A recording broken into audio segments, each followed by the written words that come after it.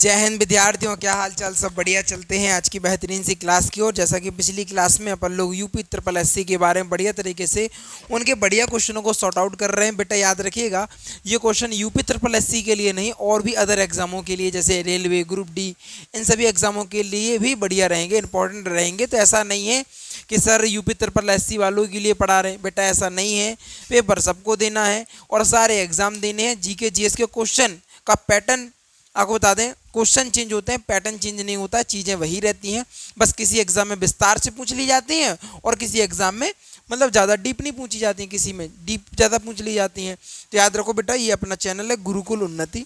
यहाँ पर one day exam की प्रिपरेशन कराई जाती है। लेकिन अगर आपके छोटे भाई बहन और रह जाते हैं, छोटे भाई बहन जो कक्षा 9th में, 10th में, 11th में या 12th में पढ़ते हैं, तो उनके लिए भी गुरुकुल उन्नति एक नई क्रांति की ओर अग्रसर हो चुका है। आप जुड़ सकते हैं गुरुकुल उन्नति। क्या? गुरुकुल उन्नति 9th to 12th के नाम से एक चैनल और मिल जाएगा, उसको भी जाके सब्सक्राइब कर लीजिएगा, है ना। और नीचे व्हाट्सअप के चैनल की लिंक डली हुई है, वहाँ से ऐड हो जाइएगा। इंस्टाग्राम के चैनल को फॉलो कर लीजिएगा। चीज़ें बहुत विस्तार से रहेंगी, बहुत बेहतरीन रहेंगी, बहुत गजब रहेंगी, मज़ा आएगा पढ़ने में। बेटा कंटिन्यूटी रखिए, मेंटेन बना के रखिए, फिर दिखाती है आपको गुरुकुल उन्नति की क्या कर सकती है ना। क्योंकि मैं बार बार कहता हूँ, आपकी सफलता हमारी पहचान, यही है गुरुकुल उन्नति की शान। यानी गुरुकुल उन्नति यानी भरोसा, और भरोसा यानी सफलता की गारंटी। तो बेटा अपने भाई बहन को जुड़ा सकते हैं इस चैनल से। यहाँ पे बेटा मैं बता दूं, बायो का टीचर भी अलग है, फिजिक्स का टीचर अलग है, केमिस्ट्री का टीचर जो है वो भी अलग है, मैथ का टीचर अलग है, और इंग्लिश मीडियम के टीचर अलग हैं, हिंदी मीडियम के टीचर अलग हैं। आप समझो, इतनी सारी फैसिलिटी कोई भी चैनल नहीं देगा जो गुरुकुल उन्नति देने जा रहा है आप लोगों को। ठीक है, तो इस बात को विशेष रूप से आप लोग याद रखेंगे। ठीक है, चलते हैं पहले प्रश्न की ओर। पहला प्रश्न क्या कहता है, सारी चीज़ों पर चर्चा करेंगे, बढ़िया तरीके से वार्ता करेंगे और प्रश्नों को बेहतरीन तरीके से पढ़ते चलेंगे। पहला प्रश्न क्या कह रहा है, देख लेते हैं। पहला प्रश्न कह रहा है, तो विश्व का सबसे बड़ा महाद्वीप कौन सा है? तो पूछ रहा है विश्व का सबसे बड़ा महाद्वीप पूछ रहा है। कहना सर कहीं कोई दिक्कत नहीं है, एशिया महाद्वीप है, ये ठीक है। लेकिन ये बात देख रहे हो, यूरोप अगर बात करें, यूरोप ये बेटा वही क्षेत्र है जहाँ से बहुत सारी कंपनियाँ, मुख्य रूप से कहते हैं 5 कंपनियाँ। कौन सी बेटा? 5 कंपनियाँ जो हैं। कितनी कंपनियां? 5 कंपनी जो है मुख्य रूप से भारत में व्यापार करने के लिए आई थी। यूरोप की ही वो कंपनी थी। पहला था, कहना सर, पुर्तगाली ईस्ट इंडिया कंपनी। कौन सा बेटा? पुर्तगाली ईस्ट इंडिया कंपनी। कौन सा? ईस्ट इंडिया कंपनी, है ना। दूसरा था पुर्तगाली ईस्ट इंडिया कंपनी, फ्रांसीसी ईस्ट इंडिया कंपनी, फ्रांसीसी ईस्ट इंडिया कंपनी। इसके अलावा डच ईस्ट इंडिया यहाँ पे लिखे दे रहा हूँ पूरा, ईस्ट इंडिया कंपनी। ठीक है, ये भी कौन सी है? Dutch east India company. फिर इसके बाद है डेनमार्क ईस्ट इंडिया कंपनी। इसके बाद कौन सी कंपनी है? Denmark east India company, east India company. और एक और कंपनी है जिसको बोलते हैं British east India company, British, या फिर अंग्रेज ईस्ट इंडिया कंपनी, या फिर अंग्रेज east India company, east India company.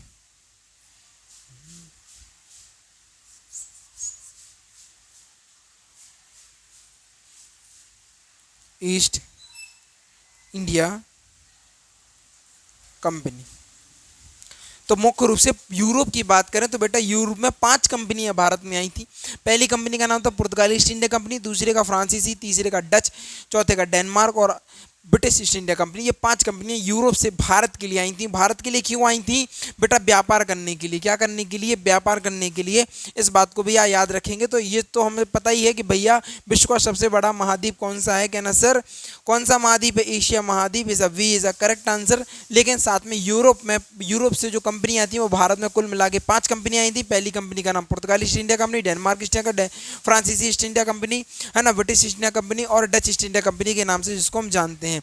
Bharat में ये किस लिए आई थी, तो मैं मुख्य रूप से बता दूं, ये भारत में व्यापार करने के लिए आई थी। किसके लिए आई थी, व्यापार के लिए। ये कंपनियां जो थी वो किसके लिए आई थी, व्यापार के लिए आई थी। व्यापार किस चीज़ का व्यापार करने के लिए आई थी बेटा, क्या नाम, मसालों का व्यापार। किस चीज़ का, मसालों का व्यापार करने के लिए, मसालों का व्यापार करने के लिए आई थी भारत में, ठीक है। इसके अलावा मुख्य रूप से बात करें, इनका उद्देश्य क्या था, पहला था मसालों का व्यापार करना, दूसरा था धर्म परिवर्तन। दूसरा उद्देश्य क्या था, धर्म परिवर्तन कराना, धर्म परिवर्तन कराना, ये भी इनका क्या था, दूसरा उद्देश्य देखने को मिल रहा था। भारत में अगर बात करें पहली कंपनी कौन सी आई थी, कहना सर भारत में पहली कंपनी थी जिसका नाम था पुर्तगाली ईस्ट इंडिया कंपनी। कौन सी थी, पुर्तगाली ईस्ट इंडिया कंपनी। कौन सी थी, पुर्तगाली ईस्ट इंडिया कंपनी के नाम से जिसको हम जानते हैं। अगर मैं मुख्य रूप से बात करूं, भारत में आने वाला पहला व्यक्ति कौन था, या फिर आप कह सकते हैं भारत में समुद्री रास्ते की खोज किसने करी। यहाँ पे लिख दे रहा हूँ, भारत में समुद्री रास्ते की खोज, किसकी खोज, रास्ते की खोज किसने की, रास्ते की खोज किसने की, कहना सर एक व्यक्ति थे जिनका नाम था वास्को डी गामा। क्या नाम था बेटा, Vasco D gamma. Vasco D gamma के नाम से इसको जाना जाता है। इस बात को भी आप मुख्य रूप से याद रखेंगे। तो ये कुछ प्रश्न थे जो मैंने आपके साथ साझा करे, इंपॉर्टेंट थे, कॉपी में नोट डाउन कर लेना, चीज़ें महत्वपूर्ण हो जाएंगी, इस बात को समझिएगा। अगले प्रश्न की ओर चलते हैं। अगला प्रश्न क्या कहता है, अगला प्रश्न कह रहा है कि बताओ, अगला प्रश्न कह रहा है कि बताओ सौर मंडल में सबसे बड़ा ग्रह कौन सा है। कहना सर सौर मंडल में सबसे बड़ा ग्रह की बात कर रहे हैं तो सबसे पहले मुख्य रूप से शुरुआत से करते हैं क्या, स्टार्टिंग बिल्कुल शुरुआत से करेंगे क्या, शुरुआत करेंगे। तो अगर हम बात करें हमारी आकाशगंगा का क्या नाम है, सबसे पहले ये बता दो। कहना सर हमारी आकाशगंगा, बता दो जल्दी बता दो, सबसे बता दो, क्या नाम है, कहना हमारी आकाशगंगा का नाम निहारिका। और मुख्य रूप से बात कह सकते हैं निहारिका जो है उसमें से एक तारा, अगर बात करें अपने सौर मंडल की, तो सौर मंडल में एक तारा है, अपने सौर मंडल में क्या है, तारा, जिसका क्या नाम है, सूर्य। सूर्य के आसपास क्या है, ग्रह देखने को मिलते हैं, क्या मिलते हैं, ग्रह देखने को मिलते हैं। सूर्य क्या है, तारा है, क्या है, तारा है। अगर मुख्य रूप से बात करें सूर्य के बाद कौन सा ग्रह आता है, तो आप लोग कमेंट में बता देंगे सूर्य के बाद कौन सा ग्रह आता है। अगर मुख्य रूप से बात करें सौर मंडल में सबसे बड़ा ग्रह कौन सा है, कहना सर सौर मंडल में सबसे बड़ा ग्रह है जो वो बृहस्पति है। कौन सा है, बृहस्पति है। अगर हम बात करें सूर्य की बात करें, सूर्य एक तारा है, इसमें जो मुख्य रूप से ऊर्जा किस प्रकार बनती है, कहना सर नाभिकीय संलयन के द्वारा। सूर्य में जो ऊर्जा बनती है किसके द्वारा बनती है, नाभिकीय संलयन द्वारा, नाभिकीय संलयन द्वारा इसमें ऊर्जा बनने का काम होता है। इस बात को भी दिमाग में सेव कर लीजिएगा, बड़ी महत्वपूर्ण जानकारी है। संलयन का मतलब क्या होता है, जब कोई पार्टिकल्स जुड़कर क्या होता है, हीट जनरेट या प्रकाश जनरेट करते हैं, उसको ही हम नाभिकीय संलयन कहते हैं। नाभिकीय विखंडन क्या होता है, नाभिकीय विखंडन वह विखंडन होता है जिसमें कोई पार्टिकल्स टूटकर हीट या एनर्जी प्रोड्यूस करते हैं, उसको हम नाभिकीय विखंडन कहते हैं। तो नाभिकीय संलयन समझ में आना चाहिए और नाभिकीय विखंडन समझ में आना चाहिए। नाभिकीय संलयन से ऊर्जा अधिक मात्रा में निकलती है और ये अधिक ज़्यादा खतरनाक होता है। नाभिकीय विखंडन की तुलना में नाभिकीय संलयन अधिक खतरनाक होता है। इस बात को दिमाग में सेव करके रखिएगा।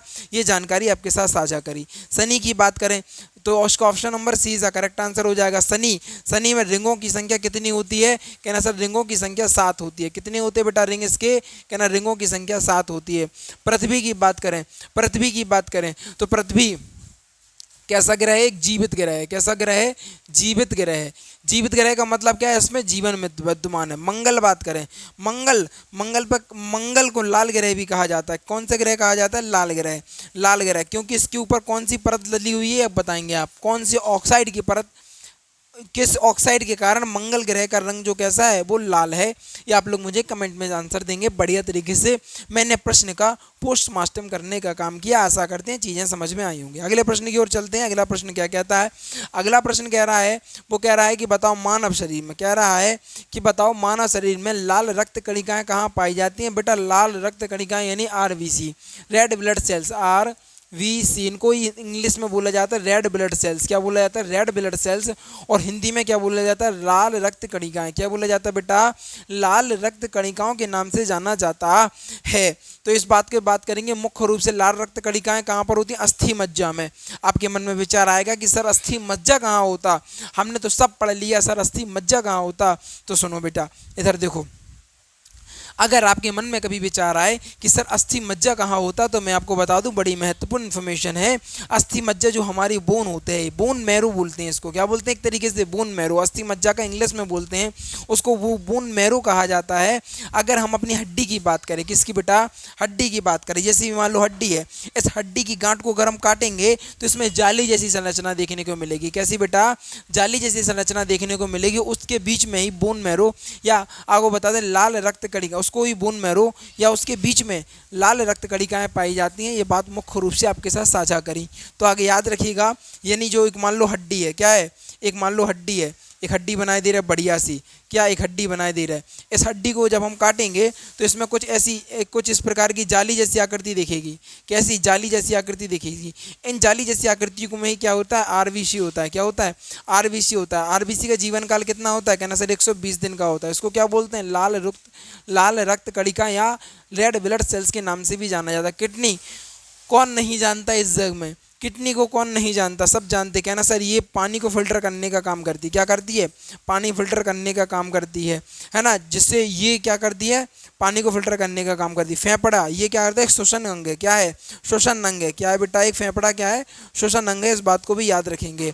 अगर हम लीवर की बात करें, लीवर बेटा वही लीवर है जिसको हम यकृत के नाम से भी जानते हैं।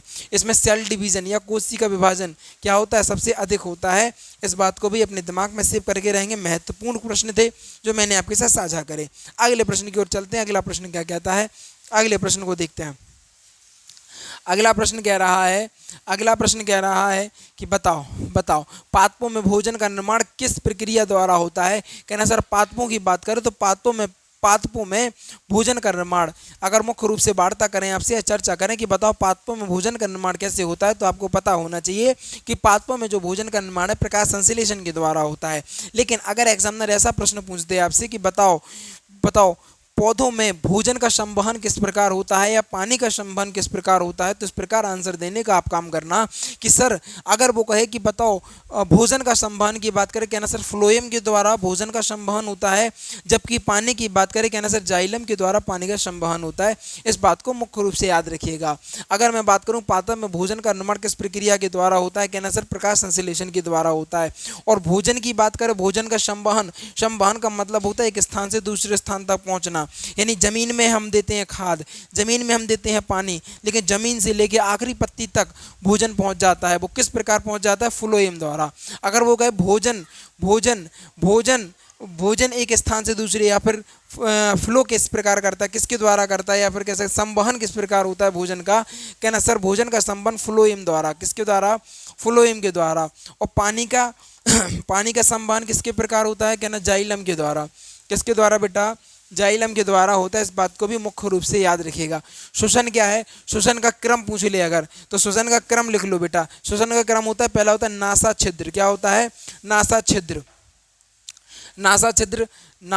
नासिका कपाट। कौन सा, नासिका कपाट। फिर नासा छिद्र, नासिका कपाट, फिर स्वर तंत्र। नासा छिद्र, नासिका कपाट, ग्रास, एक तरीके से कह सकते हैं नासा छिद्र। यहाँ से देखो नासा छिद्र, नासिका कपाट, ग्रास नली, स्वर तंत्र। ग्रास नली आएगा यहाँ पे। क्या आएगा, ग्रास नली।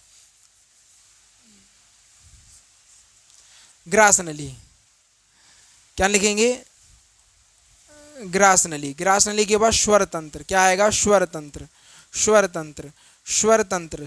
के बाद क्या आएगा, याद रखिएगा एक मुख्य रूप से नासा छिद्र, नासिका कपाट, ग्रास नली, स्वर तंत्र, इसके बाद आएगा ब्रोंकाई।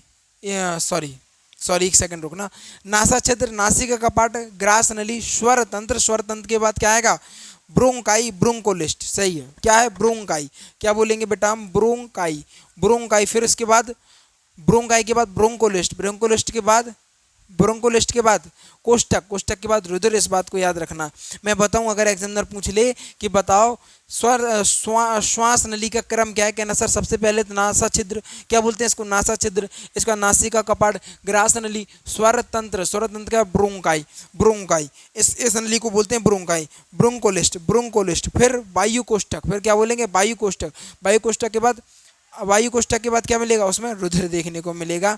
इस बात को मुख्य रूप से आपको श्वसन श्वसन वाला चैप्टर आएगा तो विस्तार से आपको बताऊंगा, चिंता मत करिए। पाचन तंत्र क्या, पाचन तंत्र का भी क्रम पूछ लेता है। कहना फिर क्या करेंगे, कहना सर मुख्य गुहा, ग्रास नली, मुख्य गुहा, ग्रास नली, आमाशय, छोटी आंत, बड़ी आंत, गुदहा, खत्म हो गया। क्या ना, सबसे पहले मुख्य गुहा के बाद ग्रास नली के बाद आमाशय, आमाशय के बाद छोटी आंत के बाद बड़ी आंत के बाद गुदहा के द्वारा भोजन बाहर निकल जाता है। इसको पाचन तंत्र कहते हैं। पाचन तंत्र के चैप्टर में इसको विस्तार से समझाऊंगा। अब वो कह रहा है अपचय क्या होता है, ये आप लोग कमेंट में बताएंगे। मैंने पिछली वीडियो में बता रखा है। जिन विद्यार्थियों को नहीं पता है बेटा, पिछली की वीडियो देख लिया करो एक बार, मजा आएगा। अभी ज़्यादा भी नहीं हुआ तो पिछली वीडियो देख सकते। चलते हैं अगले प्रश्न की ओर। अगला प्रश्न क्या कह रहा, अगले प्रश्न की ओर चलें। अगला प्रश्न कह रहा है साबुन का पीएच मान कितना होता है, सामान्यता बताइए। तो मैं कई बार बता चुका बेटा, पीएच स्केल की वैल्यू 0 से 14 होती है। यहाँ 0 होता है और यहाँ 14 होता है, बीच में 7 होता है। इसको उदासीन बोलते हैं। क्या बोलते हैं, उदासीन बोलते हैं। इसको बोलते हैं क्षारीय सॉरी, इसको क्या बोलेंगे, क्षारीय। इसको क्या बोलेंगे, अम्लीय। इसको क्या बोलेंगे बेटा, अम्लीय बोलेंगे। इसमें क्रम डले रहते हैं, जैसे स्केल के क्रम नहीं होते हैं, ऐसे इसमें भी क्रम लगे होते हैं। इस बात को याद रखिएगा। तो वो कह रहा है साबुन का बता दो। कहना सर साबुन का पीएच मान 9 होता है। 9 मतलब यहाँ पे आएगा, यानी 7 के बाद आएगा। ये 8 हो गया, ये 9 हो गया। यानी साबुन कैसा होता है, क्षारीय होता है। कैसा होता है, क्षारीय होता है। कैसा होता है, क्षारीय होता है। इस बात को भी याद रखेंगे। तो अम्ल की बात करें, अम्ल कहाँ से लेके, 0 से लेके 7 यानी 6.9 तक ही क्या रहता है, अम्लीय रहता है। उसके बाद क्या हो जाएगा, उदासीन, या फिर उसके बाद वो क्षारीय कैटेगरी में आ जाएगा। तो इस बात को याद रखना, यहाँ से यहाँ तक अम्लीय रहेगा, यहाँ से यहाँ तक क्षारीय रहेगा, और बीच में रहे तो वो उदासीन रहेगा। चूंकि 7 रहेगा जिसका पीएच मान, वही उदासीन रहेगा। अब कहना सर 7 पीएच मान किसका होता है, डिस्टिल वाटर का, जिसमें बैटरियों में आपके यहाँ पानी डलता है ना, उसका पीएच मान बेटा 7 होता है। इस बात को याद रखिएगा, ठीक है। अगले प्रश्न की ओर चलें। अगला प्रश्न क्या कहता है, अगला प्रश्न कह रहा है, अगला प्रश्न क्या कह रहा है, इस बात को देखें। अगला प्रश्न कह रहा है कि बताओ भारत का सर्वोच्च नागरिक पुरस्कार कौन सा है। भारत का सर्वोच्च नागरिक पुरस्कार, कहना सर हमें पता है भारत रत्न, एक अलग बात है। अगर हम मुख्य रूप से बात करें, आपसे चर्चा करें कि बताइए भारत रत्न सबसे पहले किस व्यक्ति के द्वारा दिया गया, तो ये आपको बताना है। कमेंट बॉक्स में ध्यान रखना इस चीज़ को, क्योंकि ये बहुत डिफिकल्ट क्वेश्चन नहीं है, इसलिए इसको मैं आगे बढ़ रहा हूँ अगले प्रश्न की ओर। मैं अब कोशिश करूँगा आप लोगों के लिए कि यहाँ पर जैसे नागरिकता आ गया है, तो सर्वोच्च नागरिक पुरस्कार अभी तक किन किन को मिले, यहाँ पर पूरी लिस्ट बनाकर अगली क्लास से मैं लेके रहूँगा। इस बात को बेफिक्र रहिए। जैसे जैसे अपने चैनल पर लोगों बढ़ रहे हैं, संख्या बढ़ रही है लोगों की, उस प्रकार धीमे धीमे करके अपन लोग चीज़ों को बेस्ट से बेस्ट देते जाएंगे। चिंता मत करो बेटा, आप लोगों की सपोर्ट की आवश्यकता है गुरुकुल उन्नति को, और उसके बाद आपके लिए हमेशा एकमात्र चैनल होगा जो हमेशा खड़ा रहेगा। आप जब देखोगे पीछे में जब कोई नहीं दिखेगा ना, तो आप देखोगे अपने बगल में, तो आपके बगल में गुरुकुल उन्नति खड़ा होगा। इस बात की रिस्पॉन्सिबिलिटी मैं खुद ले रहा हूँ बेटा। याद रखना इस बात का कि गुरुकुल उन्नति यानी आपका परिवार है ये, और परिवार को बढ़ाना, आप लोगों को उस तरीके से क्या ट्रीट कर सकते हो परिवार के साथ, जो अपने परिवार के साथ करते हो वही ट्रीट आप कर सकते हो। क्योंकि जहाँ दुनिया जब पीछा छोड़ देगी ना, तो गुरुकुल उन्नति आपके साथ खड़ा होगा आपके बुरे वक्त में। याद रखिएगा, मैं बार बार कहता हूँ, अच्छे वक्त में हम रहें या ना रहें, लेकिन आपके बुरे वक्त में गुरुकुल उन्नति ही रहेगी। मेरे इंस्टीट्यूट में कई बच्चे ऐसे हैं जिनको मैं नाम मात्र फीस में पढ़ा रहा हूँ, क्योंकि उनके कहीं ना कहीं किसी के माता नहीं है, किसी के पिता नहीं है, किसी में कोई दिक्कत है।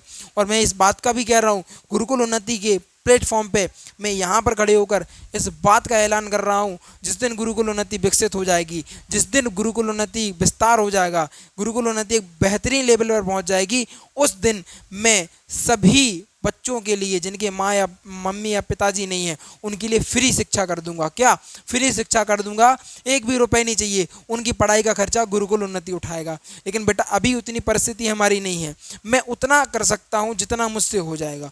इतनी कम फीस में बेटा आप सोच नहीं सकते। बस इसलिए फीस ले रहा हूँ कि उनको ये ना लगे कि हम यहाँ फ्री पढ़ रहे हैं, बस इतनी बिल्कुल ना के बराबर फीस ले रहा हूँ, और उनको शिक्षा दे रहे हैं बेस्ट से बेस्ट। ऐसा नहीं है कि सर उससे फीस कम ले रहे तो अलग, नहीं बेटा, मैं बताता भी नहीं हूँ कभी भी किसी को किसी की फीस नहीं बताता हूँ कि भाई इससे हम इतना ले रहे हैं, इससे भाई उसकी परिस्थिति नहीं है सही। क्या उसको पढ़ने का अधिकार नहीं है? क्या उसकी आज वो पैसे देने के लिए नहीं है तो आज को वो पढ़ नहीं सकता है क्या? मैं तो बेटा मैं इस बात को कह रहा हूँ इस प्लेटफॉर्म से कि आने वाले समय में गुरुकुल उन्नति एकमात्र माध्यम होगा जो गरीब बच्चों के लिए, जिनके माता या पिता नहीं है, उनके लिए एकमात्र कार्यरत होगा। जिस प्रकार बागेश्वर धाम जी महाराज जो है ना अपने, वो कह रहे हैं कि हम कन्याओं का, जिनके माता पिता नहीं, उनका कन्याओं का विवाह हम करवाएंगे। इसी प्रकार मैं कह रहा हूँ गुरुकुल उन्नति के माध्यम से जिस प्रकार बागेश्वर धाम वाले महाराज अपने वचन के लिए जाने जाते हैं, उसी प्रकार मैं भी कह रहा हूँ इस बात को कि जिस दिन गुरुकुल उन्नति बढ़ जाएगा उस दिन से किसी भी बच्चे जिसके माता या पिता नहीं है, 1 रुपये नहीं चाहिए। चाहे मेरा ऑनलाइन प्लेटफॉर्म हो, चाहे मेरे एप्लीकेशन हो, चाहे मेरा ऐप हो, हर जगह उन्हें फ्री शिक्षा दी जाएगी। ये गारंटी दे रहा हूँ मैं, और ये मैं करके दिखाऊंगा, क्योंकि मैं बार बार कहता हूँ गुरुकुल उन्नति यानी भरोसा, भरोसा यानी सफलता की गारंटी। चलते हैं फिलहाल अगले प्रश्न की ओर। अगला प्रश्न क्या कह रहा है? अगला प्रश्न कहता है, अगला प्रश्न कह रहा है कि ताजमहल किसने बनवाया? कितना बढ़िया क्वेश्चन है। ताजमहल किसने बनवाया? कहना सर शाहजहां ने बनवाई, हम जानते हैं। लेकिन मेरा ये क्वेश्चन लेने का मतलब क्या है कि उसके पीछे का आप समझो आप चीज़ को। अगर मैं बात करूं अकबर की, किसकी बात करूं बेटा? अकबर की। बेटा अकबर की बात करें, अकबर जैसे बड़े बड़े शासक, मैं सब मुख्य रूप से सन 1498 की बात की घटना बात कर रहा हूँ। सन 1498 के बाद की बात कर रहा हूँ। सन 1498 के बाद में मुख्य रूप से जब पुर्तगाली ईस्ट इंडिया कंपनी भारत में आई, तो वहाँ पर मुख्य रूप से आपको बता दें, जिसको क्या बोलते हैं आप, मुख्य रूप से जहाँ समुद्र के द्वारा जो व्यापार होता था, तो आपको बता दें डी अल्मीड़ा के द्वारा, क्या डी अल्मीड़ा के द्वारा आपको बता दें टैक्सेस की व्यवस्था करी थी। 3 प्रकार के डी अल्मीड़ा ने टैक्स लगाए थे, कार्टेज है ना, काफिला, और एक टैक्स का और नाम है मुझे याद नहीं है अभी। तो 3 प्रकार के टैक्स उन्होंने लगाए थे। जो व्यक्ति इस टैक्स को देता था वही व्यापार कर पाता था। इसके द्वारा एक नीति लाई गई थी जिसको बोलते हैं ब्लू वाटर पॉलिसी। क्या ब्लू वाटर पॉलिसी का मतलब होता है शांति से व्यापार करना। इसके द्वारा लाई गई थी ये पॉलिसी। इसके द्वारा अकबर जैसे बड़े बड़े शासकों को भी अंग्रेजों को टैक्स देना पड़ रहा था। लेने की नहीं कह रहे, ये टैक्स देने की बात कर रहे। अकबर जैसे बड़े बड़े शासकों से भी अंग्रेज जो लोग थे वो टैक्स लेना चालू करने लगे थे। लेकिन फिर भी भारत के शासकों के दिमाग में थोड़ी सी भी जू नहीं रहेगी कि भाई भारत किस प्रकार गुलामों की जंजीर में जकड़ता जा रहा है। फिलहाल एक इतिहास का टॉपिक है, बहुत बड़ा टॉपिक है। जब मैं आपको इतिहास के क्रम में ले जाऊंगा तो बेटा आपको एहसास होगा कि भारत के साथ कितनी चीज़ें खराब हुई। और आप इस बात को देखेंगे, मैं बार बार कहता हूँ इतिहास अपने आप को दोहराता है। और एक बात याद रखना, फिर से भारत को गुलामों की जंजीरों में जकड़ा जाएगा। पहले जो अंग्रेज थे वो क्या आए थे, फिजिकली आए थे। अब जो अंग्रेज आ रहे हैं मेंटली आ रहे हैं। किसी और क्लास में चर्चा करूंगा बढ़िया तरीके से, इस बात को आपको एहसास दिला दूंगा कि आज फिर से आप गुलामों की जंजीरों में जकड़ते जा रहे हैं। कभी टाइम मिलेगा एक आध वीडियो के शॉर्ट वीडियो के माध्यम से मैं बताऊंगा आपको, या फिर बढ़िया सी क्लिप बना दूंगा और उसमें आप लोग देखिएगा कि हम किस प्रकार अब हम गुलाम हो रहे हैं। मैं सारी चीज़ों की चर्चा आपके साथ करूँगा। ठीक है, चलते हैं अगले प्रश्न की ओर। अगला प्रश्न क्या कह रहा है? अगला प्रश्न कह रहा है कि संविधान सभा की पहली बैठक कब हुई थी? मैं कितनी बार पढ़ा चुका हूँ बढ़िया तरीके से। संविधान सभा की पहली बार मांग BN राव ने, किसने के द्वारा? बीजी तिलक के द्वारा, बीजी तिलक के द्वारा सन 1895 में पहली बार बीजी तिलक के द्वारा मांग करी गई। फिर उसके बाद सन 1935 में एक व्यक्ति थे जिनका नाम था MN राव के द्वारा करी गई। सन 1922 में एक व्यक्ति थे जिनका नाम था गांधी जी। इन्होंने यंग इंडिया नामक पत्रिका के द्वारा संविधान सभा की मांग करी। संविधान सभा की पहली बैठक कब हुई थी? कहना सर पहली बैठक 9 दिसंबर 1946 में, 9 दिसंबर 1946 में। दूसरी बैठक कहना सर 11 दिसंबर, दूसरी बैठक 11 दिसंबर। तीसरी बैठक कब हुई थी? कहना सर 13 दिसंबर। कब हुई थी? 13 दिसंबर 1946 ये तीनों एक ही है। अगर 9 दिसंबर की बात करूं तो इसमें एक अस्थायी अध्यक्ष चुना गया था। क्या बेटा? एक अस्थायी अध्यक्ष चुने गए थे जिनका नाम था सच्चिदानंद सिन्हा। क्या नाम था? सच्चिदानंद सिन्हा के नाम से जाना जाता है। 11 दिसंबर को क्या होता? स्थायी अध्यक्ष। 11 दिसंबर को स्थायी अध्यक्ष के रूप में किसको बनाया गया था? डॉक्टर राजेंद्र प्रसाद। किनको? डॉक्टर राजेंद्र प्रसाद को क्या बनाया था? स्थायी अध्यक्ष बनाया गया था। 13 दिसंबर को क्या हुआ था? जवाहरलाल नेहरू के द्वारा प्रस्तावना का उद्देश्य पेश किया गया था। इस बात को मुख्य रूप से याद रखना। ये संविधान सभा की बैठक कहाँ पर हो रही है बेटा? ये दिल्ली में हो रही है। कहाँ पर? दिल्ली में, सेंट्रल हॉल। कहाँ पर? सेंट्रल हॉल में ये मुख्य रूप से बैठक देखने को मिल रही है। तो option number B is the correct answer हो जाता है। अगर बात करें 15 अगस्त 1947 को क्या हुआ था, कहना सर आज़ादी मिली थी हमें, कौन सा आज़ादी दिवस के रूप में 15 अगस्त को मनाया जाता है। 26 जनवरी को क्या है, कहना सर जल्दी बताओ, जल्दी बता दो, 26 जनवरी को क्या है, 26 जनवरी को कौन सा दिवस मनाया जाता है, गणतंत्र दिवस मनाया जाता है कि आपको बता दें आज़ादी दिवस आप कह सकते हैं, रिपब्लिक डे मनाया जाता है या गणतंत्र, आप जल्दी से बता दो 26 जनवरी को मनाया क्या जाता है ना, गणतंत्र दिवस मनाया जाता है या स्वतंत्रता दिवस मनाया जाता है, कहना सर मुख्य रूप से गणतंत्र दिवस मनाया जाता है 26 जनवरी को। इस बात को भी याद रखेंगे आप लोग, बड़ी महत्वपूर्ण जानकारी आपके साथ साझा करी मैंने, ठीक है। अगले प्रश्न की ओर चलते हैं। अगला प्रश्न क्या कहता है, अगला प्रश्न कह रहा है भारत की पहली महिला राज्यपाल कौन थी, कहना सर सरोजनी नायडू। कौन थी बेटा, सरोजनी नायडू। कौन थी, सरोजनी नायडू। कौन थी, सरोजनी नायडू। इस बात को याद रखेंगे। सुषमा स्वराज कौन नहीं जानता, जानते हैं कहना सब, है ना। अगर भारत की महिलाओं की बात करें तो भारत की महिलाओं ने भी भारत में एक अलग ही वर्चस्व स्थापित करने का काम किया, जहां पर भारत में बड़े बड़े लोगों ने नहीं कर पाए वो महिलाओं ने करके दिखा दिया। उदाहरण के रूप में आप देख सकते हैं झांसी की रानी लक्ष्मीबाई के बारे में, है ना। आपको बता दें बड़े बड़े अंग्रेज इतिहासकार कहते थे कि मैं उस महिला वह ऐसी महिला थी जो मुझसे मर्दों की तरह लड़ी, अन्यथा अगर ये ऐसी महिलाएं पूरे भारतवर्ष में होती तो अंग्रेजों को औकात नहीं थी कि भारत के ऊपर एक आंख उठाकर भी देखें।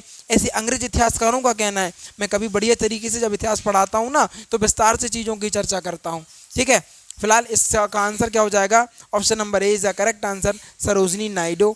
याद रखिए ना। विजय लक्ष्मी पंडित कौन थी और इंदिरा गांधी कौन थी। इंदिरा गांधी कहना सर प्रधानमंत्री। कौन बेटा, प्रधानमंत्री। लेकिन ये प्रधानमंत्री की पद की शपथ कब ली थी ये आप लोग हमें बताएंगे, ठीक है। चलते हैं अगले प्रश्न की ओर।